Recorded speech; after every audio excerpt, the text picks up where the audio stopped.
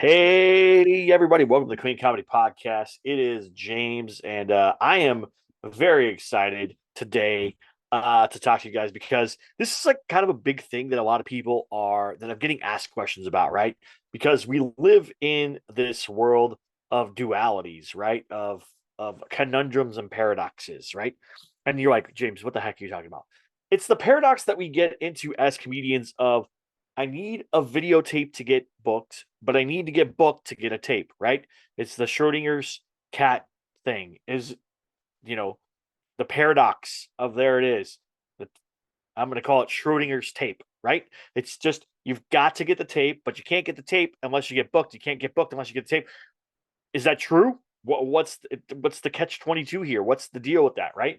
That feels like you're stuck in a loop, and a lot of comedians I know are say that to me. Go, oh man, if I just get the tape, and I've said it. If I could just get the tape, I'll be better off. Then I can get quality stage time at reputable clubs, but I need the quality stage time to get a reputable tape to be able to send to the clubs to get the thing. And I remember early in my days trying to navigate all this stuff about trying to get this tape and performing at mics and shows and whatever, recording everything I could all the time, audio, video, whatever I could. Some places wouldn't let you record video, so then it was like that was like a struggle, real struggle. And even like trying to get a good tape at an open mic is almost impossible because nobody's laughing or paying attention, right? You're trying to do it, but everyone's thinking and everyone's reading their notes and everyone's looking at stuff, and you're not getting the tape that you need. And then you get booked on a show and maybe it's a small crowd and so the laughter is not great or you can't get the audio well or something. It's always something. I had a night and this night haunts me because I know exactly what happened. I had a night where I did two shows in one club back to back in different rooms. I went to the main stage. I did, I think, 10 or whatever minutes, and I did okay. But it was a big room and not a lot of people in it. So I was like, okay, whatever, that's fine. I went to the small room, did the same set, murdered, right? Because it was a small, tight room full of people, right? It was only like 30 people, 40 people in there. And then the other room was like 50 or 60 people, but that room holds like 150 or something. So it was like not a great tape. So I was like, dude, I want the tape from this room. And that club would not let you tape, but they taped every set. So I was like, can I have my tape, please? I would love to buy the tape, get the tape, whatever, all that stuff. They're like, oh, we weren't recording that night. I lost my mind, you guys. It was like, what? It was one of the best sets I ever had because, and I think the reason I had that is because I had the first show in the main room. It didn't go well. And so I went in the second room, like, whatever. I mean, it can't get any worse, right? And then it just was fine. It was a great show. Now, when I say you need the tape, right? You hear that a lot. But do you really need the tape to get booked? Do you really need to have that video to get booked on local shows and bars and pubs and friend shows and whatever? No. You need to network. Networking is a big key of that. You should be friending people on the social media platforms that you're on. So if it's Twitter on Twitter, Instagram there. Facebook is not as popular, but there are still some people on there that do it. I have a Facebook. I'm never on it, so I apologize for that. I'm on Instagram mostly. So that's networking is helpful. Now, if you for some reason you go to a club and you cannot record your video on your like cell phone or whatever they don't let you do that, at least get the audio, right? You can maybe do something and figure it out later. But there is this level of if you can get something better than audio or better than a short clip or whatever. Because here's the other thing. A lot of people are trying to just get clips to put on social media, just a short, 30, 60, 90-second thing, just that little crowd work or whatever. That's not what you need for a club, right? If you go into a show thinking, I just need to get this little clip for social media, that's not the same as getting a tape, right? But having good tape showcases your ability to engage an audience and to be able to do a show, a full show. That's what you need it for.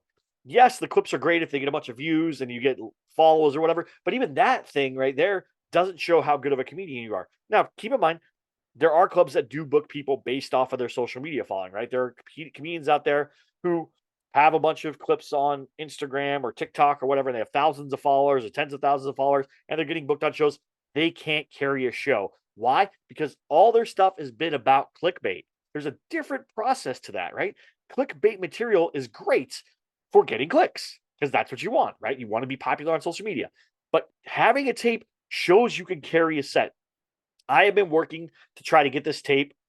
I'm trying to get the set, everything dialed in. I finally settled on a theme. I'm going to be working with Paul Douglas Moonjean, who is on the podcast. I'm going to be working with him to perfect this set to go to Dry Bar, but I've got to get it dialed in. Now I know I need to be thematic. That's one thing that I talked about with a bunch of other comedians who've done Dry Bar. You need to be thematic. You need to be on theme. So all my stuff is very thematic. They are jokes that I already have been doing, but they weren't layered in a way that made them thematic. They were kind of jumped around and moved around. They had a flow through, but not in the same way that this new theme has. And I've seen having this theme does, oh my gosh, it opens so many doors. So now here's the hard part. What do I got to do? I got to get a tape, right? We're back in this tape situation again where I have to get it and do it.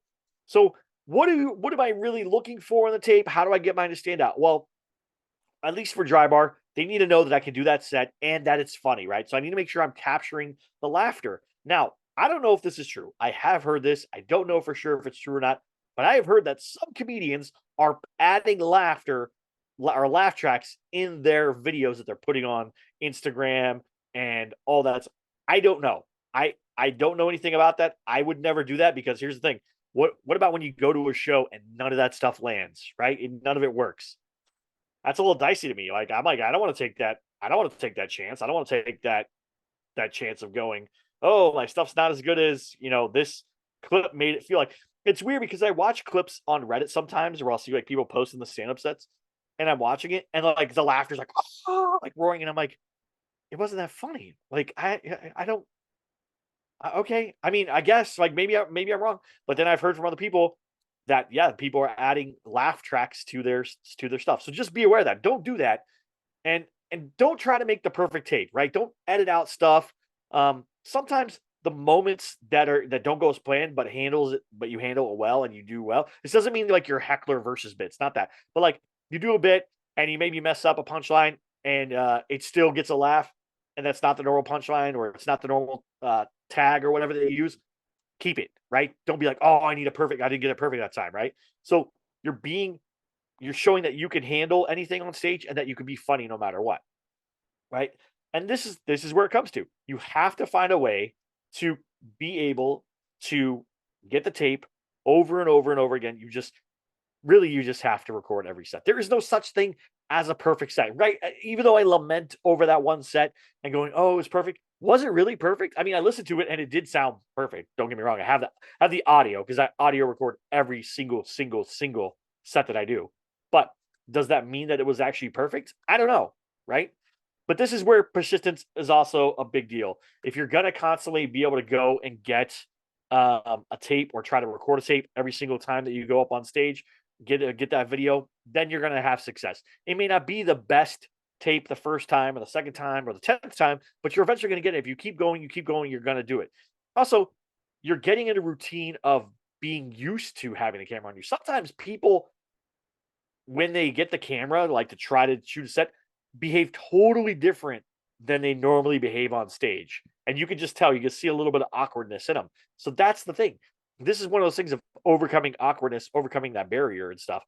So Schrodinger's tape seems like a weird paradox, but really it's about trying, right? If you just make connections with people and network, that's going to get you more bookings than some tape will. Do you need a tape in the future as you progress? Yes, of course, right? You're going to need that. But do you need it year 1, year 3, year 5, even year 6? Not really. Probably year 7, 8, 9, 10, you need to start having a tape or try to get a tape together or have clips or whatever of your stuff that you can get and send to people. There's a thing called the electronic press kit, EPK. Paul Moonji talks about it in his booking a better booking class that he just taught, and which I want to get you guys a link to and get to sign up and stuff. I think you guys would love. I love it. I've been trying to get Paul to like get it out there and get it done. So hopefully that comes out soon. But he talks about all the stuff you need to get better bookings.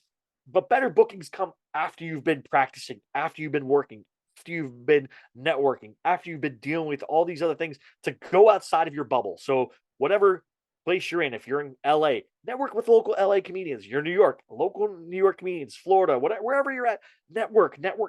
That's number 1. Then number 2 is the tape. I feel you though. I feel you on the tape thing. It is one of those things where you want to find your way out of the little box that you're in for shows and stuff, and you want to keep moving. That's part of the reason why I started the 52 weeks of 52 shows. I've already exceeded the weekly amount of shows, right? So like I think it's been 13 weeks since the year started. I've already done like 16 or 18 shows or something like that. So I'm ahead technically of the 52, but I want to do one every week. And there's a difference, right? The difference is instead of saying, "Oh, I'm going to do 52 shows over the year," right? It's saying, "I want to do one a week for 52 weeks," right? That's very, very important. There's a very important distinction because that gives me the regimen of every week I'm going to be out there. Every week I'm going to be out there. Because if I say, "Oh yeah, I'm just going to count this towards the 52," then I take 3 weeks off. Not that I would, but like you take time off, then you kind of lose a little step, a little pep in your step.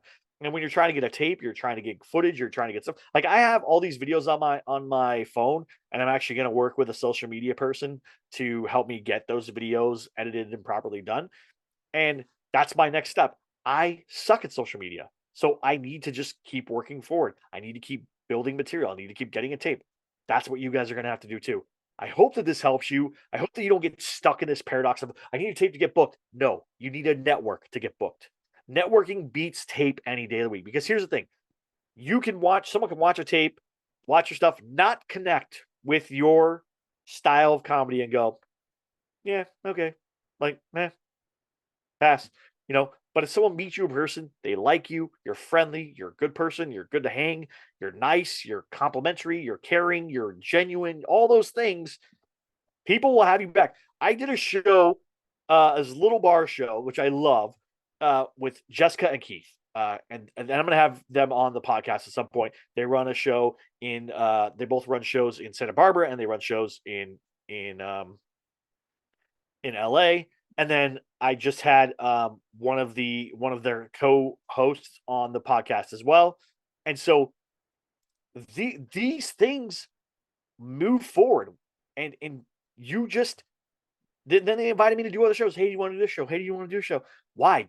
Jessica met me once at the Junkyard Cafe in Simi Valley doing a show, and we instantly we're like, "Hey, what's up? Nice to meet you." And it's like had been best friends forever. We found out that we had both grown up in Vegas. We found out all this stuff about each other, and we just bonded. And then she's like, "Hey, do you want to be on the show?" I was like, "Hey, do you want to be on the show?" Like that stuff happens. Then you see them in person. It's like having best friends or what to me, honestly, when I meet someone in comedy, they almost become my family. Like literally, if I like you, if we're comedian friends, you're family to me. Like I'm gonna do whatever I can for you. And I do. You ask anybody who knows me. I try to hook people up all the time. That is all I care about, is because you guys, comedians are like family. We're all weird, right? We're all weirdos, we're all a little off. It's great to find other people like you. It's great to connect with those people, and you become this surrogate family to hang out with and be friends with. Seriously, Paul Moonsheen, I consider him brother. David Studebaker, brother.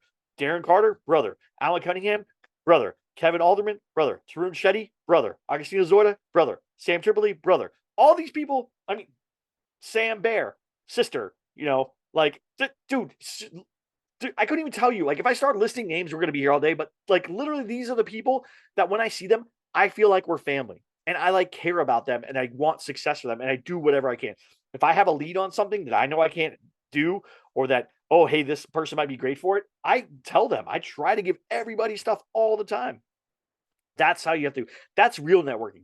People do too much fake networking. We're like, hey, great to meet you. I love your stuff. And then you lie to people's faces. You're like, dude, don't do that. If you don't like somebody's comedy, you don't have to tell them that, but just go, hey, great show, right? That's the easier way to go. That was a great show. I just did I did an amazing show with Keith Ross Nelson, sorry, and Larry Omaha this last weekend. They both blew it out of the park, and we all hung out in the back like we had known each other forever. Keep in mind, these guys Larry and Keith have been doing it forever. They don't know me. They just met me. I mean, I briefly met Keith before, and Larry in passing one time. He doesn't know me though, but it was like we were like best friends, like nobody's business. They were grateful, they were kind, they were wonderful to work with. That's the thing. Comedy is about networking. So don't worry about the tape. Don't worry about the bookings. Worry about networking. Worry about doing the best that you can so that people will get you on a show so then you can make the tape so then you can get more bookings in the future. But don't stress about it. Don't let Schrodinger's tape mess with your head. Don't let the paradox of having to get the tape to get more bookings mess with you. Go out there and be the best version of yourself. Be funny on stage, be kind in person, be caring, and look out for each other. That's the best way to get booked. That's the best way to become the best comedian you could be. Hope that helps.